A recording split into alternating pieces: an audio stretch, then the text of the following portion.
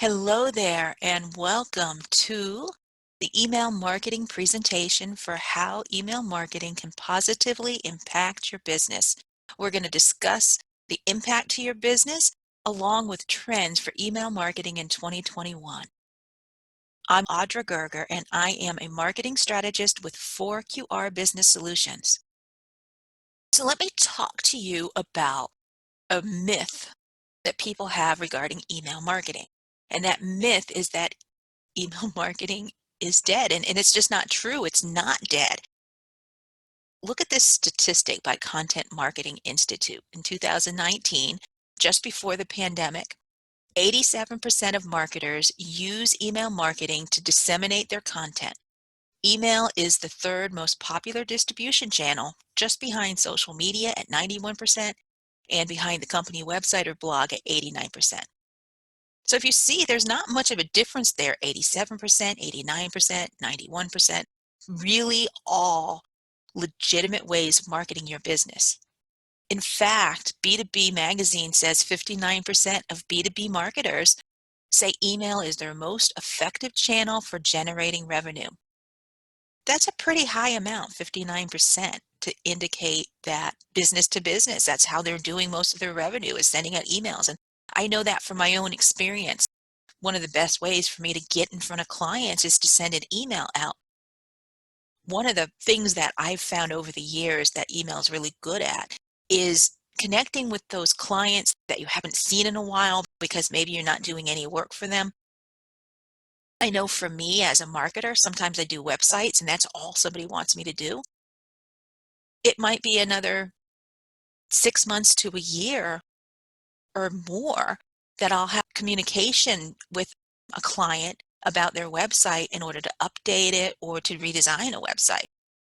If they're doing their own website maintenance, which sometimes they do, then it might be even longer before I have communication with them. So the email is one of the best ways for me to stay in contact with them. And if you know anything about marketing, that I'm going to tell you, it's that some of your best customers are repeat customers, those that return. And email marketing is a great way to get repetitive business. Okay, so interestingly, when I started my environmental company, email was brand new. So there was no competition, and I mean none. My clients used to contact me and say, Audra, you're the only one sending us these emails for marketing your business. I had their spotlight. I was the one sending them the information about what I was doing, so it gave me a huge advantage. However, nowadays, with so many people using email marketing, it's become highly competitive. And it's not just the fact that we have, I mean, back then I had a couple of platforms to choose from, and now there's all these platforms which give you a good variety of templates for emails to use and services, and they're mixing services now with different types of lead generation platforms besides the tools to help make your emails pop better. There's a lot available. And you saw the statistics before the pandemic. Well, now with the pandemic, more companies are grasping communication through email marketing as they try to stay connected with their communities. I mean, just face it. Everybody's thinking, well, if they're not coming into my business or I can't meet with them, let me send them some email to keep connecting with them.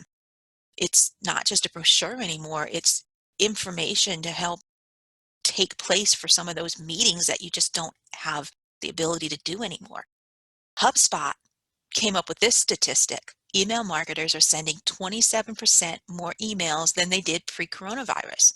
You saw the numbers in that last slide. And now add 27% more emails going out. Wow, super competitive. So how do you stand out? Well, that's what we're going to talk about. How do you stand out? Areas of impact for your business when it comes to email marketing. There's three areas I'm going to talk about. I'm going to talk about email list, I'm going to talk about strategy, and I'm going to talk about design.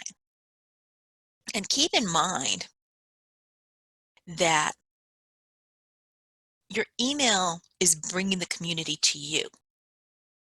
So it's super important that you're looking at these impacts in order to bring that community to you. And the email list is kind of the starting point to bring that community to you. How do you generate that email list? Well, and what type of email list do you have? So this is a difficult question for some people when I ask it, but it is what it is. I'm going to ask you, how confident are you in your email list? Let's talk about it. I mean, usually when I ask this question, people are either like, oh no, I don't even have an email list. Oh, it looks horrible. It's so outdated and I hardly have anything on it. Or you get the other end of the spectrum where people are like, yeah, I have a really great email list. I've been building my email list for a while now and I get a lot of response from it.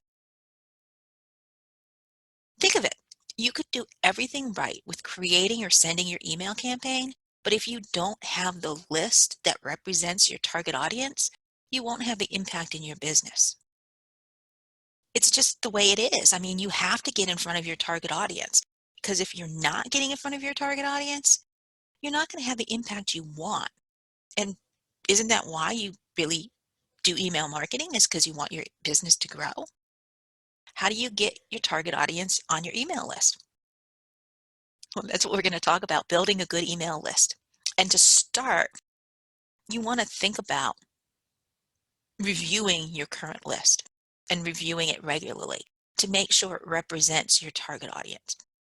Get rid of all the spam emails, get rid of all the dead emails that really don't go anywhere.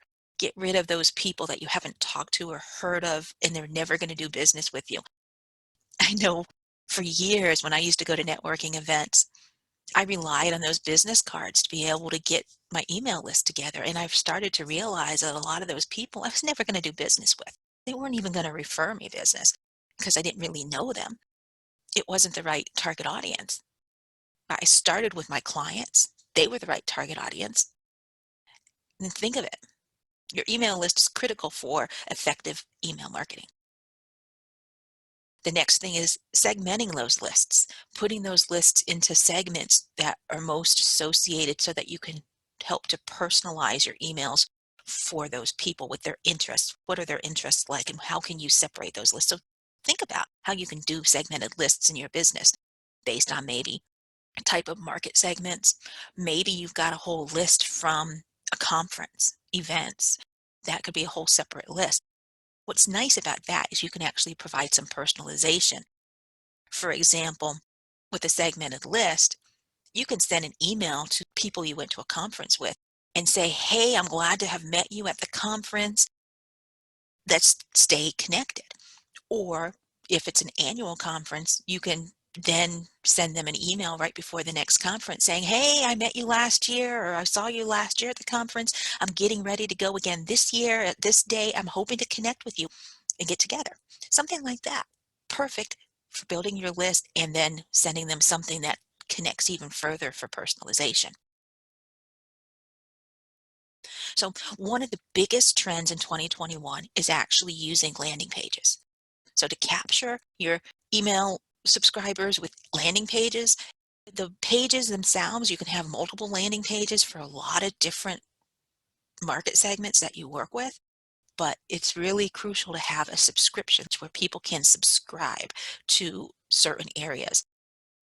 And if you have a separate page for each segment, you would have a subscription on each of those segments for them to subscribe to that segmented list. So that's huge for capturing. If you don't understand what a landing page, it's a one-page website that is very much tailored to service or market that you're in. So it's very specialized and limited to really just one concept. Think about the landing page now.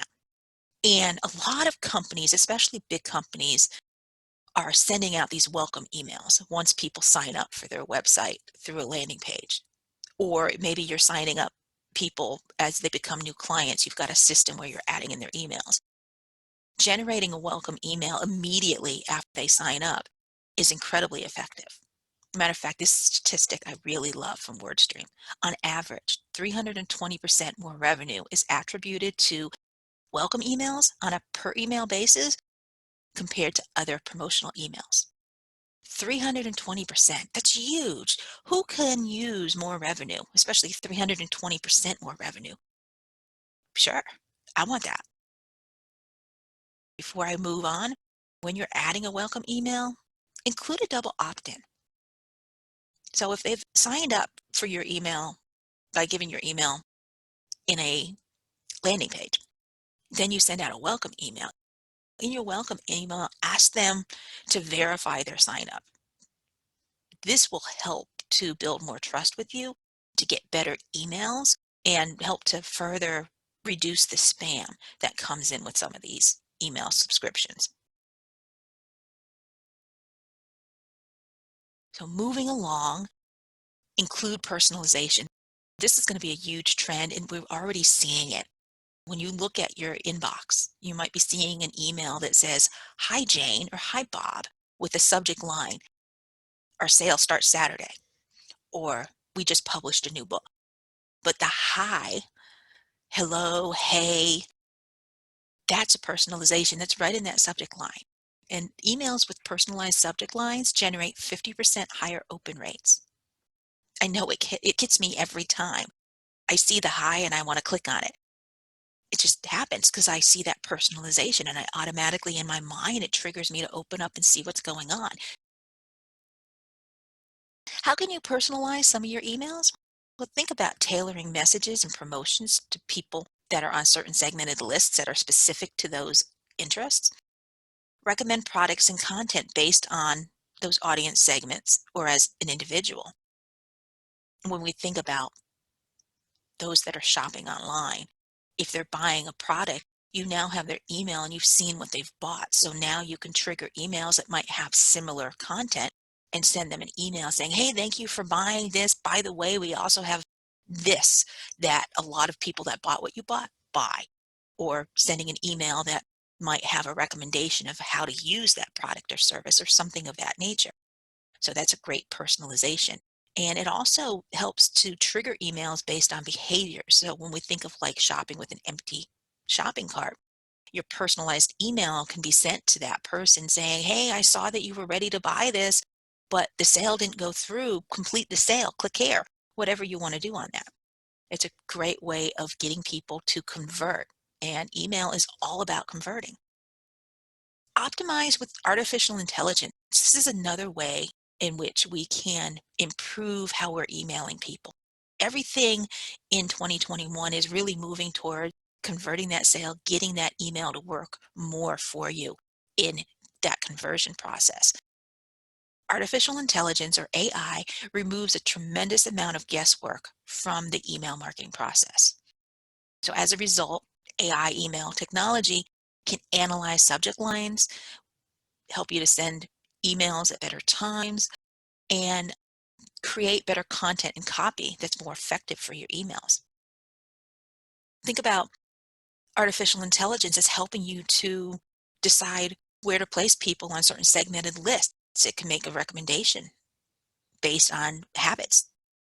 I mean, you can't easily evaluate behaviors of your list for your email subscribers, but the behind the scenes computer generated technology can do that. It can help you determine which subject lines are better.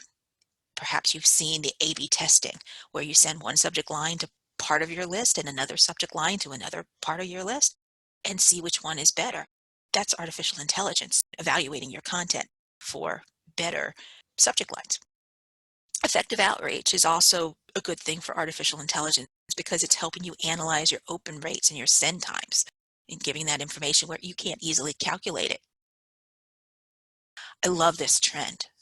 And I've used this for years in ways I can, but this is going a whole nother level in 2021. You're taking advantage of your user-generated content. This is that content from people that are not representatives of your company, but that are talking about you and sharing information. I mean, think of it. If you're invited to a podcast, you want to use that podcast and put it into an email format.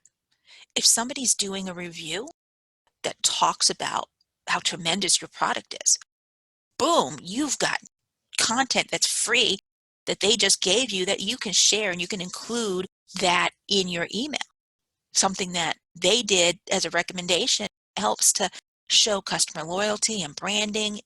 It's fabulous for you in your email to regenerate content in something that will help you to grow and look different. And it's not something you've done. So people will be like, "Wow, look at who's saying this about them." Automation. Big thing in automation. Now, we're going to probably start to see more automation than we are manual emails. And when we think about manual emails or broadcast emails, these are your one-time emails that you prepare and send out. We're still going to see that because there's a place for broadcast emails or manual emails because you're going to have time-sensitive stuff that you're just going to want to send out. But automated emails enjoy 110% higher click rates than broadcast emails. That's a big number. I mean, this is an email sequence that's based on a user trigger point. Like I mentioned the shopping cart a little while ago. And so if somebody empties a shopping cart and doesn't finish the sale, you can generate an email to them to remind them that they didn't finish the sale. And then you might have then another email go so much time after that to remind them again saying, hey, by the way, I know that you were planning on buying this and looking at this. We still have this in your shopping cart. And then you might have another automated email, say if they click on that and buy it, that would then say, thank you for, your purchase. It's a series that improves customer experience by providing exact information for customer needs. It creates personalized content with targeted messages. We get more responsive emails from automation. Let's get into the design. We've talked about a little bit of strategy, but the design, the last few years, we've definitely had a minimalistic design as the main design people are seeing for emails, and that's going to continue. People want to see an uncluttered, structured email, something that's very, very simple. One main concept really is kind of what you want to stick with. Try not to clutter it up with a lot of different concepts because they're not going to pay attention to it and then click out because it gets too confusing. Keep it really simple. Goal is not to think that you're going to send one email and that's it. That's going to talk about everything you ever did. The goal is you think of that concept, send it out. Maybe in another couple of weeks or 10 days or a month, think of another concept, send it out. And create some automation with these concepts so that if they're clicking on it, it's going to keep them moving along the system for conversion. This is something that I learned as a designer, especially with websites, but it applies to social media, it applies to email marketing. The goal for minimalization is you want to think about removing everything that you don't need. You're not fluffing. It's just the opposite of a fluff. You're not trying to make it look all pretty and add all this different stuff. You're trying to remove it in order to minimalize it and have just what's left to make it simple and straightforward. Look at the sample email on this slide. We've got pictures that catch the attention with a header, a little bit of text, and a call to action button. When you think about it, call to action, get the checklist. It's probably going to have automation so that right after they get the checklist and they sign up, boom, the checklist gets sent to them. And then maybe then so much time after that, there's another email that's automated that would be like, hey, did you get the checklist? What did you think about it? Complete our survey. Maybe then there's another automation that was like, hey, I saw you got the checklist. We've got this, this, and this that works great with using our checklist if you want to look at some of our services and products. That's some of your minimalist design. Minimalist design is talking about less text, more images. And that is super big in 2021. You want to avoid the copy heavy messages and focus instead on the high quality eye catching imagery. Images, videos. People want to see visuals. I mean, even what am I thinking of here? Your infographics work really good for high catching imagery. 65% of recipients prefer emails that contain mostly images versus 35% who prefer mostly text. That's a big difference of people that are saying, hey, nope, send me images, send me videos, send me something I can visually look at. It goes right in line with that minimalistic design. What are some of the trends that help you stand out and increase engagement? when we're looking at personalized videos. These are videos that you can create that speak right to what that target audience is looking for, especially for that segment. When we think of putting together a Facebook Live video, think about how you can repurpose that information into your email. Create stories that are specific to those segments, segmented lists, interactive carousels. I love this. We're going to be seeing more and more interaction and engagement in email marketing over the next year and several years after this. And interactive carousels help to keep that minimalization, yet let the email recipient scroll through the carousel and find what images they might want to click on for information. Bold colors to help you stand out? Sure. Don't overdo it. I mean, your header, your bullet points, call to action buttons, those are great for being bold. And GIFs are also really popular. And don't overdo it again. Animated buttons could be something that is incorporated in animation with your call to action or with something that is really you want to pay attention to. You want to, hey, look at this and have an animation around there. Accordion features. Now, these are those features that you open up. So if you send an email, minimalization, you want it to be as compact as possible. Say you have one of those plus signs next to it where they can open up to expand that section to get the information they want. That's the accordion feature so that you can have multiple expansions in that email to enlarge it instead of being completely compact. It's very user friendly and people love the accordion features. One of the most important things you have to consider with your emails is your call to action. Make it crystal clear what you want your recipients to do. Your call to action is that's your next step. What do you want your emails to do? It's amazing how many people don't include a call to action. Emails with a single call to action increase clicks 371%, and they increase sales 1,617%.